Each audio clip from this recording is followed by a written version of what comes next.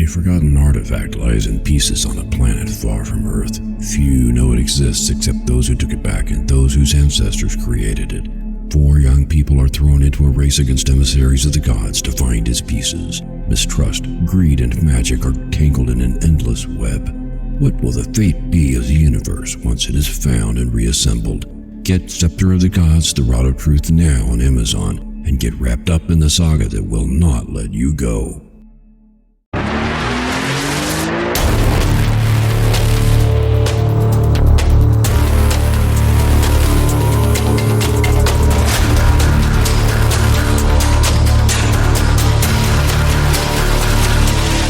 Good morning and welcome to the Motivational Devotional, where we are merging motivation and spirituality to create a daily dose of confident positivity.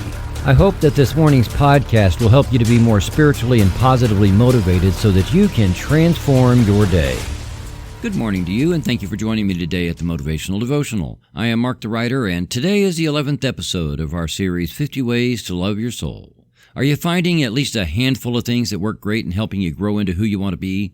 Not that I am the ultimate expert on these, but I have found all 50 of these to be very helpful for my own journey through this lifetime, and I am sharing my best of, so to speak.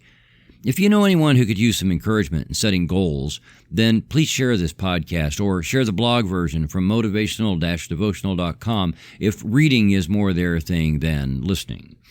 So what do we say about loving your food? When I was growing up, my dad often said to not play with my food.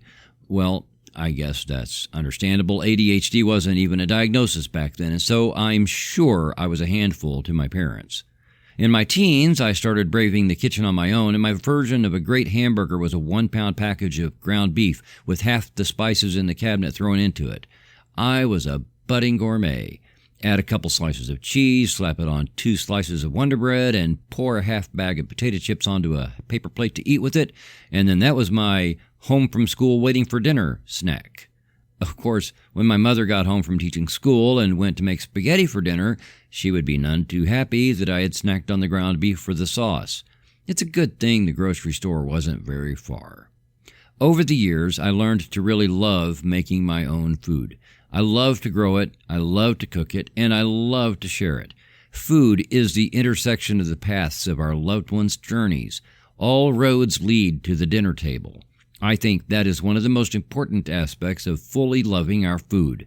It isn't just loving the flavor and the taste and the smell of food. It is the loving and sharing of the food and the time we have together and how a beautiful meal can spark such elevated love and belonging and memories. Maybe that's one of the reasons the holiday season is so important to everyone. Maybe we do too little of that during the rest of the year, but we should do it more often. Food is fuel. Food is medicine. Food is the future of each person's health. Food can be a comfort for a wounded soul.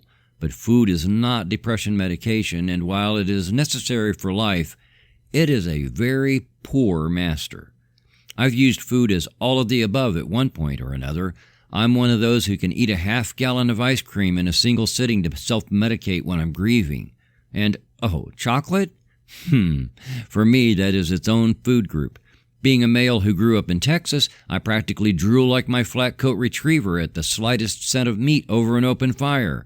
After my decades as an adult learning what does and does not work in creating a delectable meal, I've learned to make food that is not only satisfying, but is the kind of thing that can make a person overeat. I know. I've done it. More than once. I think that to love my food means to also not abuse my food, and so when I feel myself engaging in that compulsion to have seconds and then thirds, I catch myself before the seconds and kick that part of my brain into gear that asks how those seconds are going to help me achieve my lifelong dream. How is my overstuffed and distended belly going to help me go 90 to 90? Or is that going to make it easier for death to ride my back on my way to 90 years old? Granted, doing that with one meal won't make much of a difference, and I get that.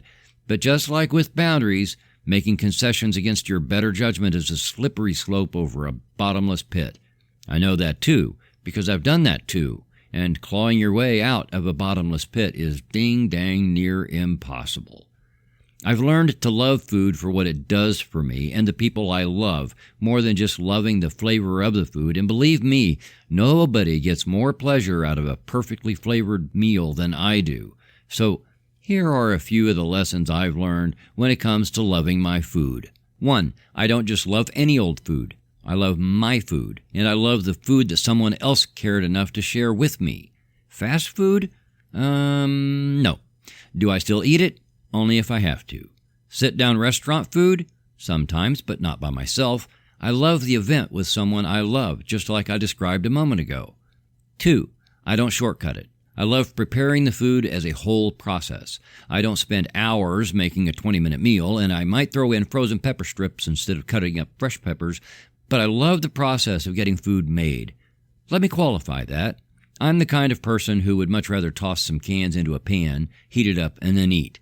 Patience is a learned virtue because a person can learn that the end result is so much more worth it. So just like learning to love your new significant other's cat, you can also learn to love preparing good food. No matter how terrible of a cook you think you are now, you will find that preparing your food with love makes it taste a whole lot better. The energy you put into it affects the quality you get out of it. Learn to love preparing your food. 3. I love my food enough to not wolf it down. I enjoy and savor each taste, each bite, and let my salivary glands go to work overtime. In other words, love eating your food. And 4, love what your food will do for you. When you do this, you will plan your food to match your lifelong dream, and you will eat what will get you there. It's like you're packing food for a hike, but it's every day. Love what your food will do for you. I mentioned yesterday that I set a goal last year to lose 50 pounds. Toward the end of last winter, I started making my meals on the weekend and portioning them out into single-serving containers, and then I stored them in the freezer. Whether I was at home or the office, I had a ready-made collection of things to choose from, and I made the decision of what to eat when I had control over the decision and not at lunchtime when I realized I was hungry and had to decide between Burger King or McDonald's. Not that I'm advocating it, I joined Weight Watchers then because I wanted to lose about 50 pounds and I wanted a way to plan something that would work. So when I made up my food for the week, I already knew how many points each of those was, and I planned which ones to eat on each day so that I stayed within my points. Trust me, if it was all that complicated, I would not have been able to keep up with it. It was simple.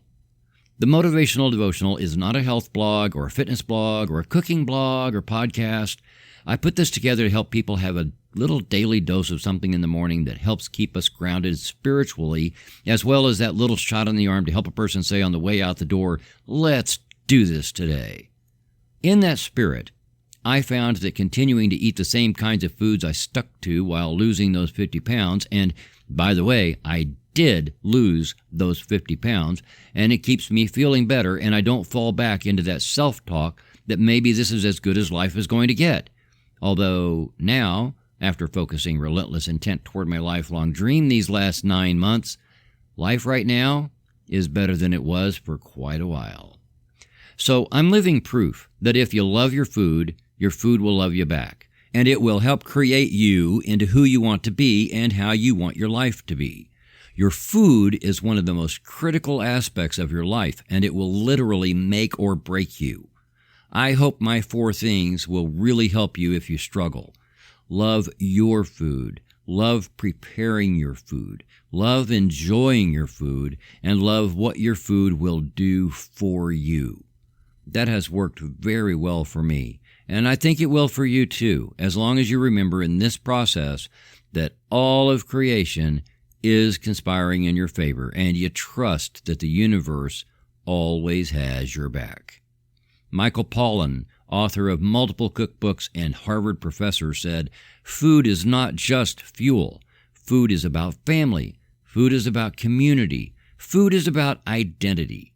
And we nourish all these things when we eat well." Thank you for taking the time to listen today. Please help keep this podcast going by following the Motivational Devotional Facebook page.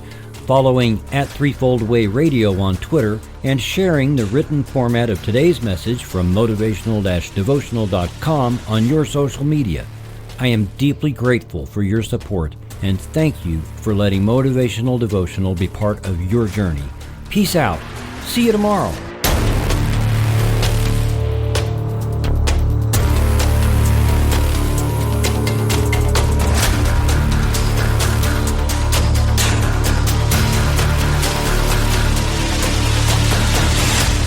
Motivational Devotional is a production of Threefold Way Radio, LLC.